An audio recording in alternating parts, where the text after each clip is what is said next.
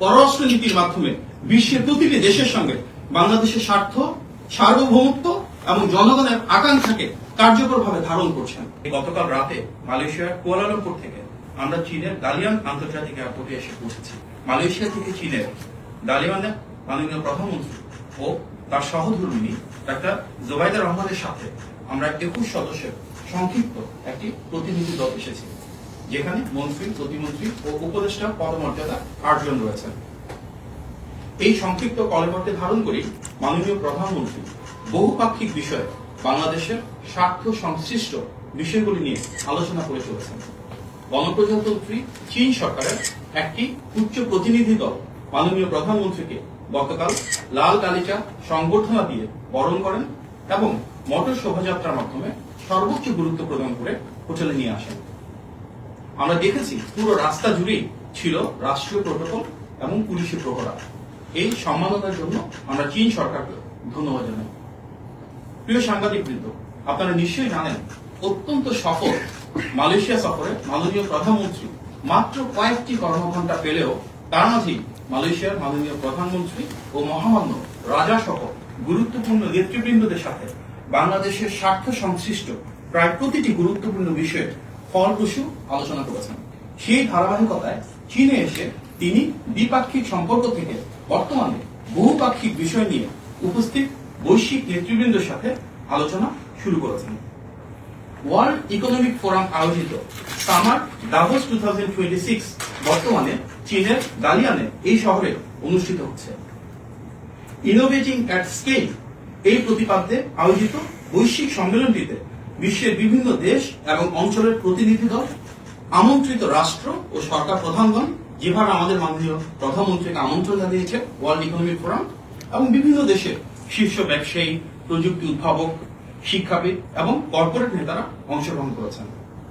মাননীয় প্রধানমন্ত্রী জনাব তারেক রহমানের একজন সরকার প্রধান হিসেবে বাংলাদেশের বাইরে এটিই প্রথম কোন বৈশ্বিক সম্মেলনে অংশগ্রহণ। এই সম্মেলনের মাধ্যমে তার যে মূল লক্ষ্য বাংলাদেশে অধিকতর বৈদেশিক বিনিয়োগ নিশ্চিত করা, কর্মসংস্থান সৃষ্টি করা, জলবায়ু সহনশীলতা এবং টেকসই উন্নয়নের যে অগ্রযাত্রা রয়েছে সেটিকে আন্তর্জাতিক বিনিয়োগ এবং অংশীদারিত্বের সাথে আরো গভীরভাবে সম্পৃক্ত করা।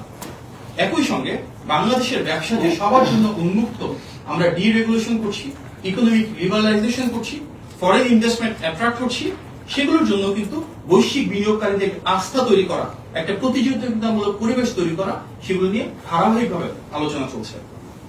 প্রিয় সাংবাদিকবৃন্দ, ওয়ার্ল্ড ইকোনমিক ফোরামের প্রেসিডেন্ট এবং সিইও আলুইস জুইঙ্গি আজকে মাননীয় প্রধানমন্ত্রীর সাথে একটি সৌজন্য সাক্ষাৎ করেছেন।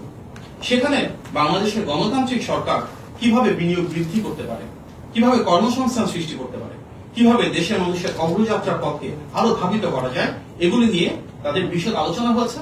এবং ওয়ার্ল্ড ইকোনমিক ফোরামে আজকে অনেকেই বাংলাদেশ সরকারের বিভিন্ন কর্মসূচির ভূয়সী প্রশংসা করেছেন।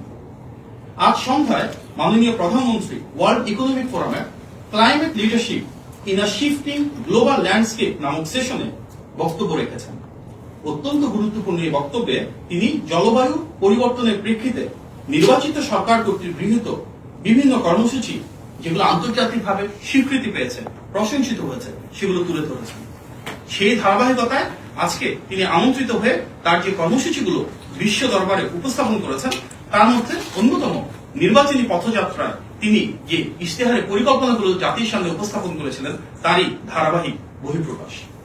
আগামী 5 বছরে 20,000 কিলোমিটার নদী ও খাল খনন এবং পুনঃখনন, পদ্মা ও তিস্তা অববাহিকার পানি ব্যবস্থাপনা উন্নয়ন, 5 বছরে 25 কোটি বৃক্ষরোপণ, সবুজ শিল্পের বিকাশ, পাট শিল্প ও পরিবেশ বান্ধব ইলেকট্রিক ভেহিকেল চালু এবং নবায়নযোগ্য জ্বালানির শতকরা 20% উন্নতি করার যে লক্ষ্যমাত্রা, সেটি তিনি বিশ্ব দরবারে বাংলাদেশের পক্ষ থেকে উপস্থাপন করেছেন। ওনার সেই ভিশনের মাধ্যমে তিনি সেটিও বলেছেন যে জলবায়ুর যে কার্যক্রম, এটি কোন দেশের জন্য একটি ব্যয় হতে পারে না, এটি আমাদের সমৃদ্ধি, স্থিতিশীলতা ও ভবিষ্যৎ প্রজন্মের জন্য একটি অপরিহার্য বিনিয়োগ। মাননীয় প্রধানমন্ত্রী একই সঙ্গে ক্ষয়ক্ষতি তহবিলের, যেটিকে internationally loss and damage fund বলে, সেটির কার্যকর বাস্তবায়ন, সহজলভ্য ও পর্যাপ্ত জলবায়ু অর্থায়ন নিশ্চিতকরণ এবং প্রশমন ও অভিযোজন কার্যক্রমের সমান গুরুত্ব দেওয়ার উপর জোর দিয়েছেন। তিনি জলবায়ু সংকট মোকাবেলায় বৈশ্বিক সংহতি, প্রযুক্তি হস্তান্তর ও যৌথ দায়িত্ববোধের ভিত্তিতে কার্যকর আন্তর্জাতিক সহযোগিতার আহ্বান জানিয়েছেন। তার এই আহ্বান আন্তর্জাতিক সম্প্রদায় যারা রয়েছেন তাদেরকে অনুপ্রাণিত করেছে। প্রিয় সাংবাদিকবৃন্দ, বাংলাদেশের মাননীয় প্রধানমন্ত্রী জনাব তারেক রহমান চীনের প্রিমিয়ার তথা মাননীয় প্রধানমন্ত্রী লি কিয়াং এর আমন্ত্রণে আজকে একটি নৈশভোজে সশ্রী অংশগ্রহণ করছেন। সেখানে বাংলাদেশের পাশাপাশি দক্ষিণ কোরিয়ার মাননীয় প্রধানমন্ত্রী কিম মিন সিওক, মঙ্গোলিয়ার মাননীয় প্রধানমন্ত্রী নিয়াম ওসুইন উচরাল, গিনির মাননীয় প্রধানমন্ত্রী আমাদু উরি বা, মন্টিনিগ্রোর মাননীয় প্রধানমন্ত্রী মিলাজকো স্পাচিস, কাজাকিস্তানের মাননীয় প্রধানমন্ত্রী ওলচাস বেকচেনেভের সাথে অর্থাৎ 7টি দেশের সরকার প্রধানের একসাথে রাষ্ট্রীয় ভোজ এবং উন্মুক্ত আলোচনার দুয়ার আজ উন্মোচিত হতে যাচ্ছে। আগামীকাল সকালে ওয়ার্ল্ড ইকোনমিক ফোরামের annual meeting of the new champions অনুষ্ঠিত হবে। সেখানে অন্যান্য বৈশ্বিক নেতৃবৃন্দের সাথে মাননীয় প্রধানমন্ত্রী উপস্থিত থাকবেন। ওয়ার্ল্ড ইকোনমিক ফোরামের বিভিন্ন দেশ থেকে আগত আন্তর্জাতিক ব্যক্তিত্বরা মাননীয় প্রধানমন্ত্রীর সাথে বিভিন্ন বিষয়ভিত্তিক পলিসি নিয়ে আলাপ আলোচনা করবেন। আগামীকাল দুপুরবেলা ডালিয়ান থেকে বেইজিং এর একটি হাই স্পিড ট্রেনের মাধ্যমে দ্বিপাক্ষিক বৈঠকে চীনের মাননীয় প্রধানমন্ত্রী লি কিয়াং এর আমন্ত্রণে মাননীয় প্রধানমন্ত্রী ও তার সফর সঙ্গীরা স্থানীয় সময় দুপুর 2টায় বেইজিং এর উদ্দেশ্যে যাত্রা শুরু করবেন। জনগণের ভোটে নির্বাচিত সরকারের প্রধান হিসেবে মাননীয় প্রধানমন্ত্রী দেশে যেমন জনগণের অবাধ আস্থা এবং ভালোবাসায় সিক্ত হয়েছেন, ঠিক তেমনি আন্তর্জাতিক অঙ্গনেও একটি মর্যাদা সম্পন্ন রাষ্ট্রের সরকার প্রধান হিসেবে তিনি সর্বোচ্চ রাষ্ট্রীয় সম্মাননা ও আনুষ্ঠানিকতার মাধ্যমে সর্বত্র গৃহীত হচ্ছেন। মাননীয় প্রধানমন্ত্রীর কর্মযজ্ঞের ফলে দীর্ঘদিন পর বিশ্ব দরবারে বাংলাদেশকে প্রতিনিধিত্ব করছেন এমন একজন স্টেটসম্যান যিনি সমতা, ন্যায্যতা ও ভারসাম্যপূর্ণ পররাষ্ট্র নীতির মাধ্যমে বিশ্বের প্রতিটি দেশের সঙ্গে বাংলাদেশের স্বার্থ, সার্বভৌমত্ব এবং জনগণের আকাঙ্ক্ষাকে কার্যকরভাবে ধারণ করছেন, যিনি নিশ্চিত করছেন বিশ্বের মানচিত্রে বাংলাদেশের আত্মমর্যাদা, সম্মান ও সুদৃঢ় অবস্থান। ডালিয়ানে ওয়ার্ল্ড ইকোনমিক ফোরামে সামার ডাভোসে মাননীয় প্রধানমন্ত্রীর অংশগ্রহণ সেই ধারাবাহিকতায় বাংলাদেশের জন্য বিনিয়োগ সৃষ্টি, কর্মসংস্থানের সুযোগ সম্প্রসারণের এমন একটি সুযোগ এবং তার পাশাপাশি বিশ্বের বিভিন্ন দেশে যে বেস্ট প্র্যাকটিস গুলো রয়েছে আলাপ আলোচনার মাধ্যমে সেগুলোকে কিভাবে বাংলাদেশে ইমপ্লিমেন্ট করা যায় সেটি আলোচনার একটি ক্ষেত্র।